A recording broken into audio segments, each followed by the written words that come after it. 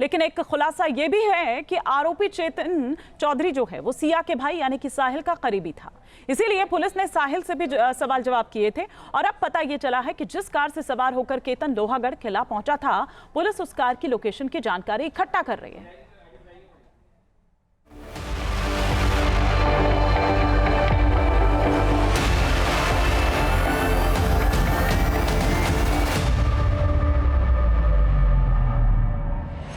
कैमरे में कैद ये मुस्कुराते हुए चेहरे, सपनों से भरा ये सफर और स्टीयरिंग पर बैठे केतन अग्रवाल और साथ में उनकी मंगेतर सिया गोयल। ये तस्वीरें उस वक्त की है जब केतन ने लाल रंग की इलेक्ट्रिक कार खरीदी थी, फिर अपनी मंगेतर सिया के साथ खुशियां बांटने लॉन्ग ड्राइव पर निकल गया था। इस दौरान केतन ने सिया को फूलों का तोहफा दिया और एक बटन दबाया, गाड़ी का सनरूफ धीरे धीरे खुलने लगा। जैसे ही सनरूफ खुला, ऊपर का नजारा देखकर सिया खुशियों से खिलखिला उठी। सनरूफ की कांच की छत को ऊपर से बेहद खूबसूरती से सजाया गया था, जिसमें से रंग बिरंगे फूल लटक रहे थे। ये वही कार है जिस पर सवार होकर केतन अपने अंतिम सफर पर निकला था। 18 जून को केतन इसी लाल रंग की कार से सिया के साथ लोनावाला के लोहागढ़ किले पहुंचा था। किले के नीचे कार को पार्क कर दिया, लेकिन फिर वापस लौटकर नहीं आया। ये चमचमाती लाल कार गवाह है उस आखिरी सफर की, जिस पर सवार होकर सिया ने अपने मंगेतर की हत्या को अंजाम तक पहुंचाया।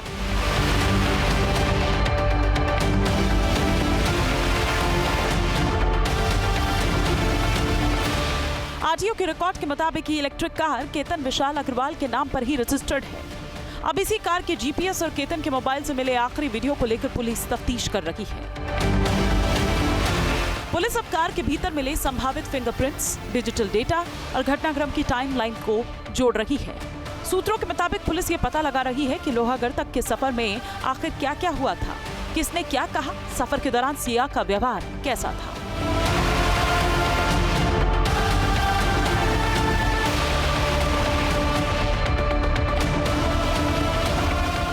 लेकिन इस केस में सबसे बड़ा विवाद लोहागढ़ जाने की प्लानिंग को लेकर है। केतन की मां का यह दावा है कि 18 जून को सिया ने लोहागढ़ जाने का प्लान बनाया था।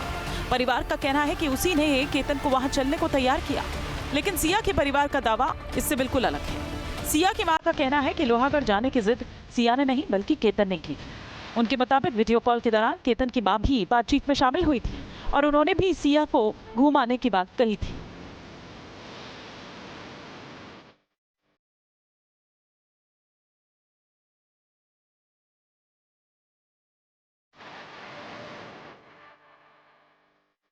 सिया ने पहले फोर्स किया है उसको, सिया ने फोर्स किया उसको फोर्ट पे चलने के लिए। ये पहले एक बार भी पहले 2-3 बार ये गए हुए हैं फोर्ट पे। अभी सिया ने फोर्स किया था उस दिन जाने के लिए, उसको चलने के लिए। लोहागढ़ पे जाने के लिए फर्स्ट दिन वीडियो कॉलिंग रात को हुआ था। केतन जी बात कर रहे थे, वीडियो कॉलिंग था। उसकी वीडियो कॉलिंग में उसकी मम्मी बीच में आई हैं, तो सिया ने बोला कि मम्मी जी, केतन जी कल बोल रहे हैं कि अपने को ट्रैकिंग के लिए जाना है, तो आप उन्हें मना करो, मुझे ट्रैकिंग नहीं जाना है और अगले दिन फंक्शन भी है तो आराम करेंगे करके। तो उन्होंने बोला नहीं बेटा जा। अगर आप ये बात उसकी मोबाइल में चैटिंग में भी है, उसने सब चैट डाले हुए हैं कि मैं नहीं जाना चाहती हूँ, पर केतन बोले नहीं अपन जाएंगे और अपन चलते हैं। अब इन दोनों दावों के बीच सच क्या है, इसकी जांच पुलिस कर रही है। हालांकि केतन के पिता विशाल अग्रवाल सिया की मां के दावे को सिरे से खारिज करते हैं।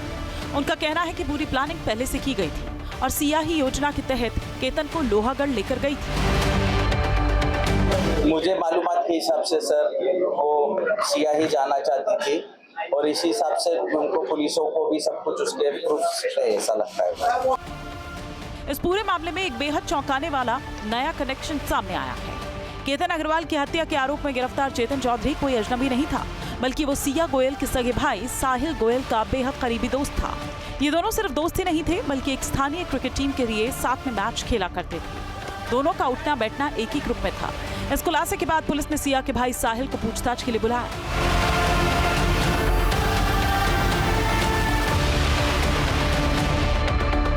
अब पुलिस इस एंगल से जांच कर रही है कि क्या साहिल गोयल को अपनी बहन सिया और अपने दोस्त चेतन के बीच चल रहे अफेयर की जानकारी थी या नहीं। और सबसे बड़ा सवाल ये है कि क्या साहिल को इस बात का अंदाजा था कि उसका दोस्त, उसकी बहन मिलकर केतन अग्रवाल की हत्या की इतनी बड़ी साजिश रच रहे हैं। उधर केतन के पिता विशाल अग्रवाल ने मुख्यमंत्री देवेंद्र फडणवीस से मुलाकात की और इस मामले में पैरवी के लिए मशहूर वकील उज्जवल निकम को नियुक्त करने की मांग की, जिसके बाद सीएम ने उनकी ये मांग मान भी ली। उज्जवल निकम ने सीएम की सिफारिश पर हामी भर दी। पूरा महाराष्ट्र नहीं तो पूरा देश हिल गया। ऐसा ये जो अग्रवाल की जो हत्या हुई एक बुरी थी। और आज दोपहर को मुझे महाराष्ट्र के चीफ मिनिस्टर देवेंद्र फडणवीस जी का मुझे फ़ोन आया। उन्होंने मुझे कहा कि अग्रवाल फैमिली उनके पास मिलने को आई है और उन्होंने दरख्वास्त की है कि इस मामले में हमारी अपॉइंटमेंट स्पेशल पब्लिक प्रोसिक्यूटर की जाए। मुख्यमंत्री जी ने मुझे ये पूरा एक महाराष्ट्र को एक चैलेंज है और इसलिए उन्होंने भी मुझे दरख्वास्त की कि आप इस प्रकरण में स्पेशल पब्लिक प्रोसिक्यूटर की हैसियत से काम लें। मैंने एक चुनौती समझकर उनको हाँ कर दी, क्योंकि हमारा कानून पे विश्वास ज़्यादा है और इसलिए ये माननीय मुख्यमंत्री महोदय जी ने हमारी अपॉइंटमेंट के ऑर्डर इशू की है। 28 जून तक सिया और चेतन चौधरी पुलिस कस्टडी में रहेंगे। 29 जून को दोबारा कोर्ट में उनकी पेशी होगी। तब तक पुलिस के पास केतन हत्याकांड की जांच को अंजाम तक पहुंचाने में काफी सबूत हाथ लग चुके होंगे। इसके बाद अगर ये मामला फास्ट ट्रैक कोर्ट में चलाया जाता है तो उम्मीद है कि जल्द ही इसकी चार्जशीट दाखिल कर दी जाएगी और जल्द ही गुनहगारों को भी अंजाम तक पहुंचाया जा सकेगा। Pankaj Mishra, team news nation, Mumbai. आपके मोबाइल पर तुरंत आएगी ब्रेकिंग न्यूज। स्क्रीन पर सबसे पहले दिखेगी बड़ी खबर। देश दुनिया की हर खबर एक जगह। अब आपके मोबाइल पर तुरंत फटाफट इंस्टॉल कीजिए न्यूज नेशन ऐप और रखिए खुद को अपडेट।